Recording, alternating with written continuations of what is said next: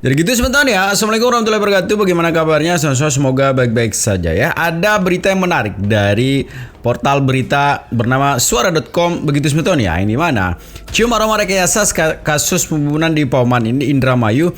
DPR minta Mabes Polri Kejagung turun tangan. Ini terkait putusan kemarin yang dinilai oleh banyak netizen memang banyak sekali kejanggalan-kejanggalan yang terjadi begitu sebentar.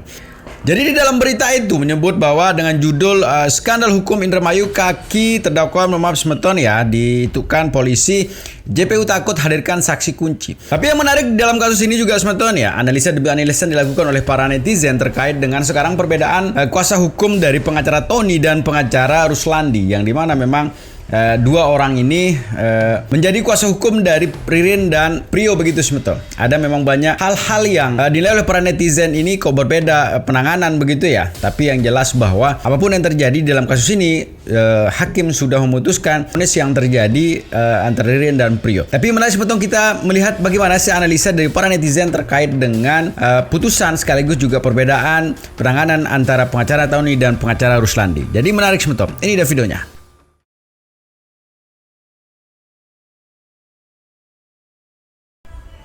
Nah, terkait fenomena sosial yang terjadi saat ini. Sebenarnya yang kita prihatin ini adalah korban 5 orang. Kita harusnya empati, simpati terhadap keluarga korban. Korban-korban ini meninggal dunia tidak wajar karena kekejian. Itu kita prihatin. Kita percaya itu semua prihatin. Tapi fenomena publik saat ini, fenomena sosial saat ini lebih lucu lagi. Mereka justru berkonflik dengan sendiri. Teman-teman tahu nggak? Mungkin juga teman-teman ada di bagian itu.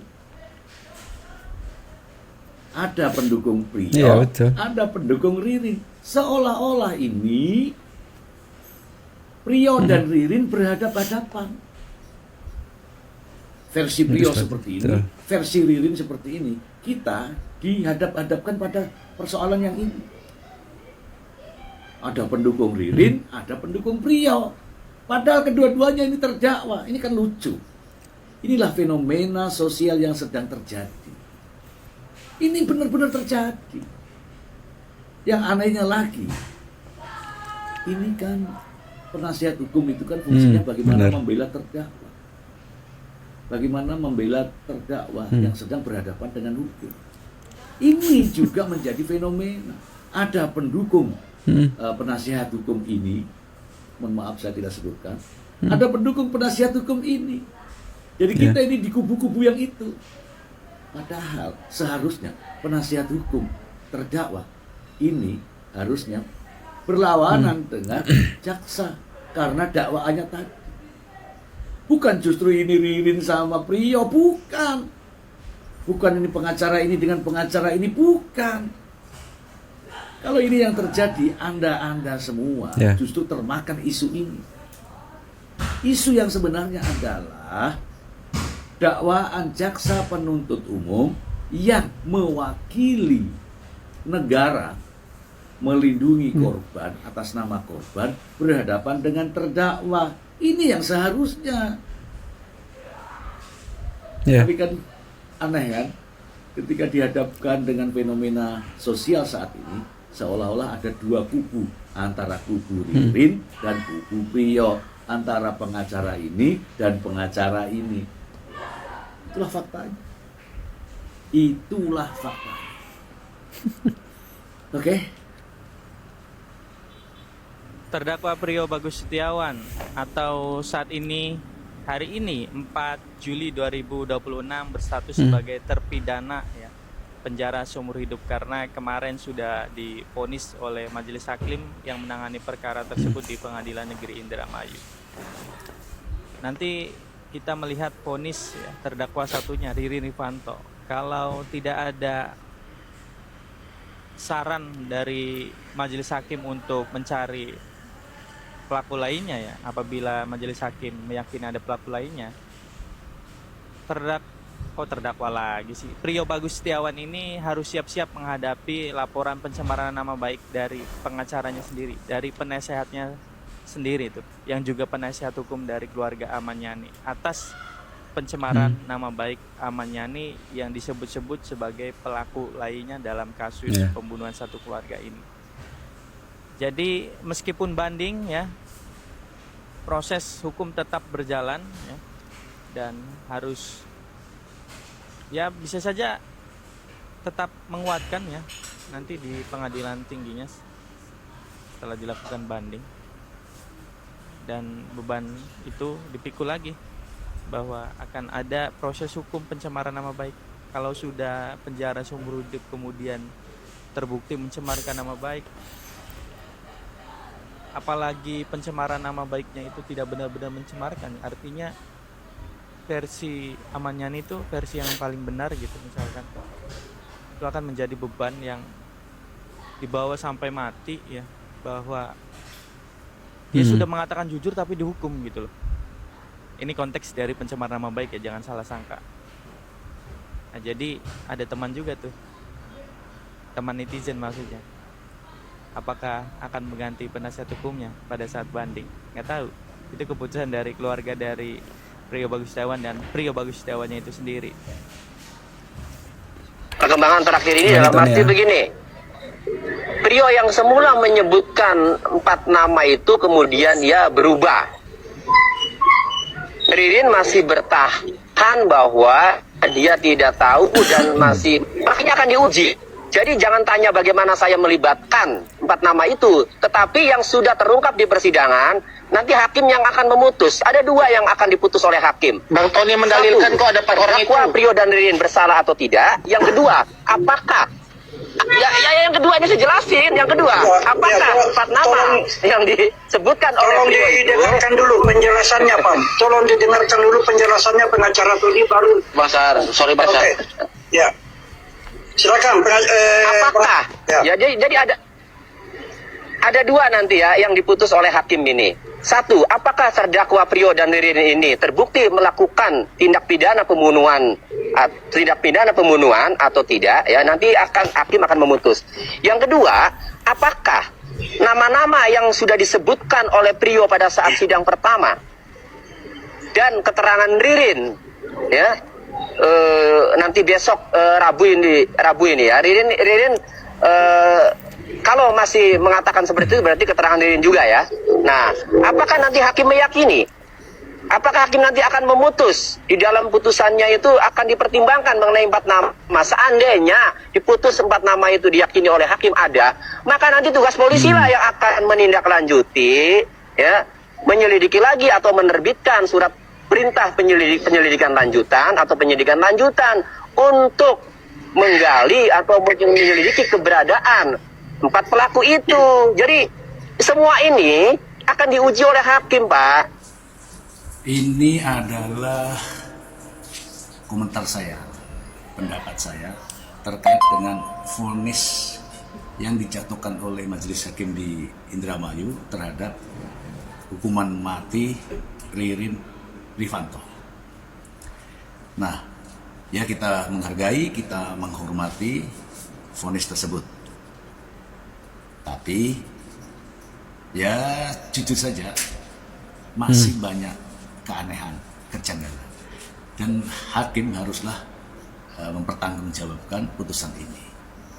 Dan saya pribadi bersama tim siap untuk melakukan perlawanan dengan menghadirkan fakta-fakta yang sebenarnya kita nantikan. Aman, nggak ada masalah. Yang penting kan kepastian hukum dulu ada. Oke ya teman-teman ya, kita akan lakukan perlawanan. Oke. Itu sebetulnya, dan yang menarik juga di dalam kasus ini adalah putusan kan sudah dikeluarkan, sudah diketok palu lah begitu ya oleh ketua hakim di situ. Tapi yang menarik adalah Julhelvi in the gang begitu sebetulnya masih saja kesannya ada sesuatu yang buat mereka semua itu tidak puas begitu dengan putusan entah dengan apa begitu, karena di dalam yang kita ditampilkan sekarang di persidangan adalah menggunakan baju begitu ya dengan tulisan Tonglo kalau tidak salah di situ. Ada dendam pribadi mungkin ke Ririn dan pengacaranya begitu sebenarnya ya, karena di situ ada foto pengacara Tony dengan tulisan Tonglo. Ini menjadi hal yang kenapa sih sampai seperti itu? Apakah apa sih yang sekarang masih belum puas begitu ya dengan putusan itu? Ririn sudah dihukum dengan hukuman metoid, kemudian Prio juga sudah dengan hukuman seumur hidup.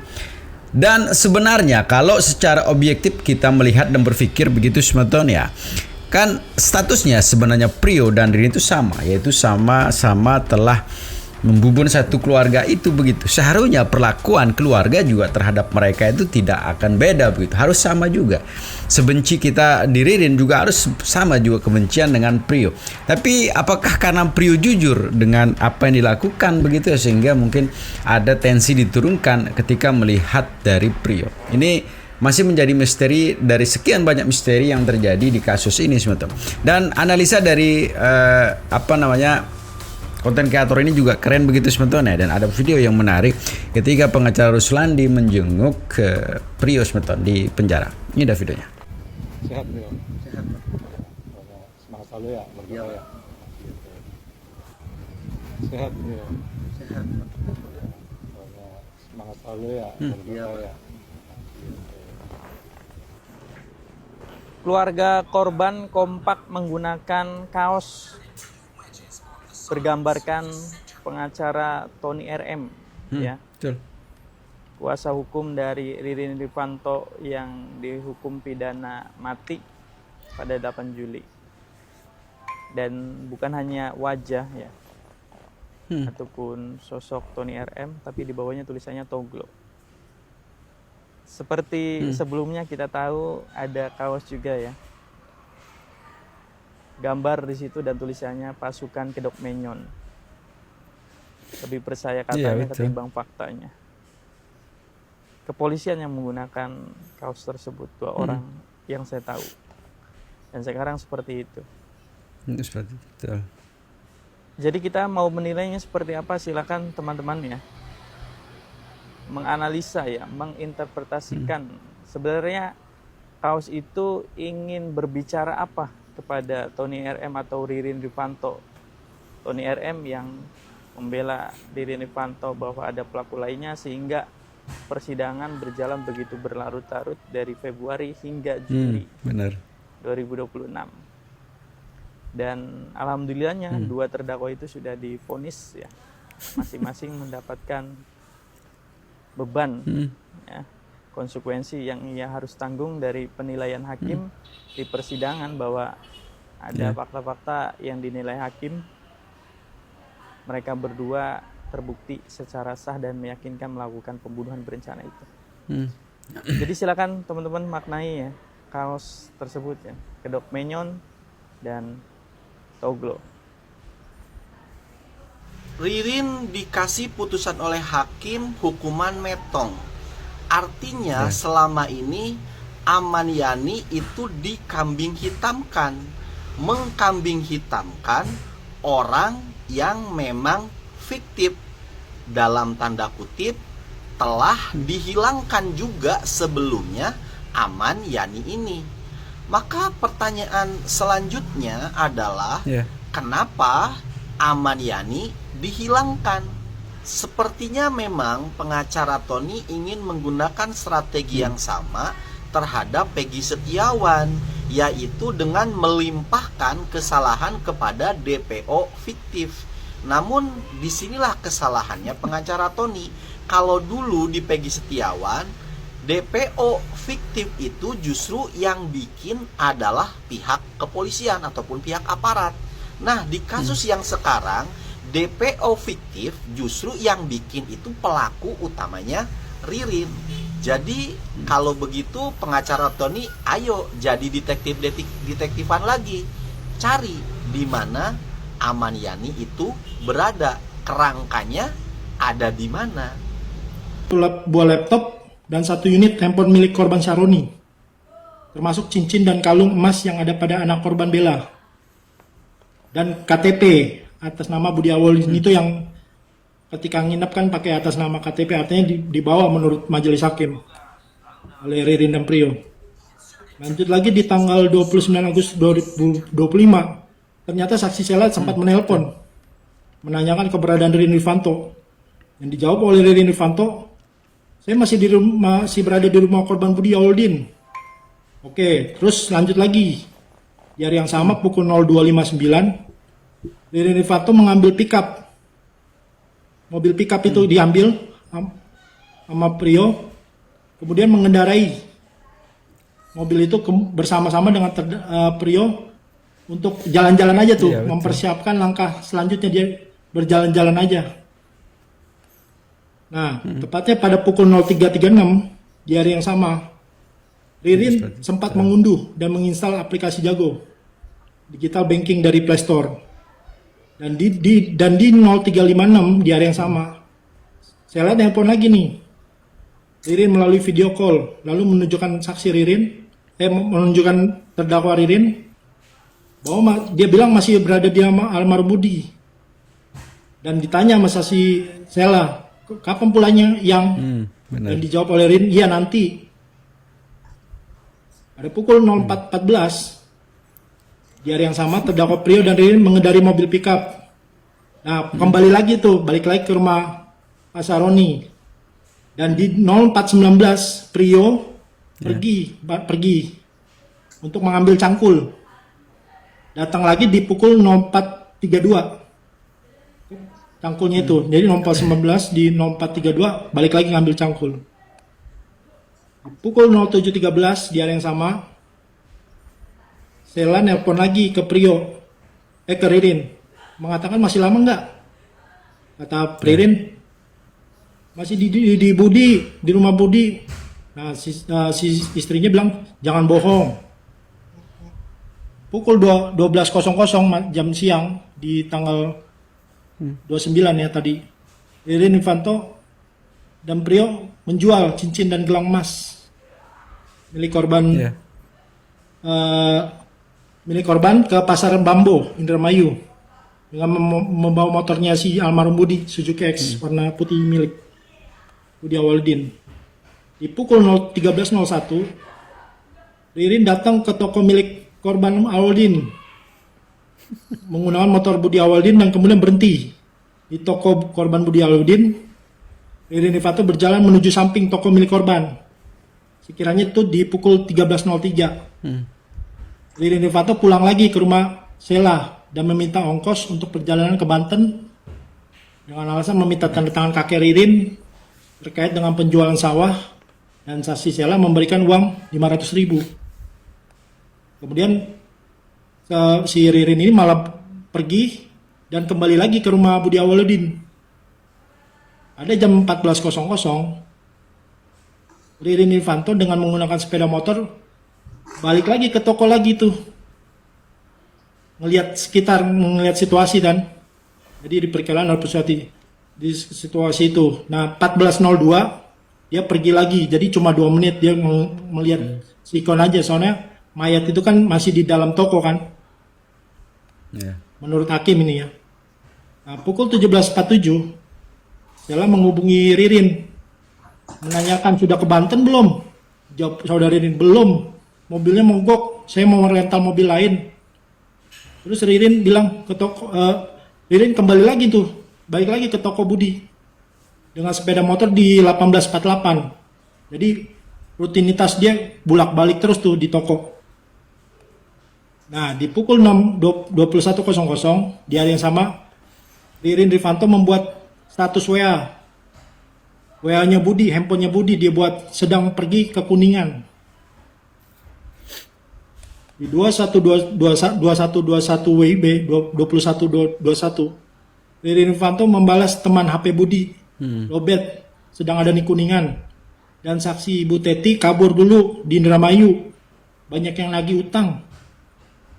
Kemudian melalui chat dengan saudara Evan untuk menggandakan pickup mobil. Nah, itu ada ini ya, chat-chatan dengan menggunakan HP Budi. Nah, ini dia loh. Di keesokan harinya nih, di tanggal 30 Agustus 2025, tepatnya pukul 00.26, itu malam hari ya. pagi hari. Ririn Rifanto kembali menuju lagi tuh toko Budi dan keluar pada pukul 00.47 menuju ke rumah korban Pasaroni untuk mengambil pickup. Dengan mengambil pickup ke toko Budi, balik lagi di 0209. Ririn dari mobil pickup dan langsung masuk ke dalam toko serta mengambil tali dan terpal lalu masuk ke dalam toko tersebut. Terdakwa Prio dan Ririn ini bermaksud untuk menguburkan almarhum Budi bersama para korban lainnya di rumah para korban rumah Pasaroni. Selanjutnya menggunakan bambu yang diikat terpal secara bersama-sama dengan mengambil korban Budi Awaludin yang terbungkus dalam terpal dengan cara memasukkannya dari pintu sebelah kiri. Jadi majelis hakim berdasarkan pengamatannya dia mengambil CCTV yang katanya benda misterius tuh masuk ke dalam masuk pintu sebelah kiri, itu diambil oleh pertimbangan majelis hakim. Iya. Kemudian Ririn dan Trio membawa jenazah Budi Awaludin lalu menguburkan di ruang kamar walet bersama-sama almarhum kelima. Jadi 5 di almarhum dikuburkan. Yang sebelumnya sebenarnya udah dicangkul dan dipersiapkan cangkul itu sebelumnya. Ya, gitu Mr. G, cuma sampai situ aja sih saya. Jadi gitu sebetulnya videonya ya. Hal yang unik, hal yang menarik yang membuat kasus ini mungkin semakin membuat kita penasaran begitu sebetulnya. Karena keterangan-keterangan yang diberikan ini tidak semua dikembangkan sebetulnya ya. Contoh keberadaan nama Yani, terus ada cerita dari keluarga Is juga kemarin tentang ada tamu, terus CCTV yang terpotong-potong, banyak sekali. Kesannya bahwa seperti video-video yang sebelumnya begitu, memang kasus ini dipaksakan untuk memfokuskan sekarang pelakunya adalah 2 orang ini.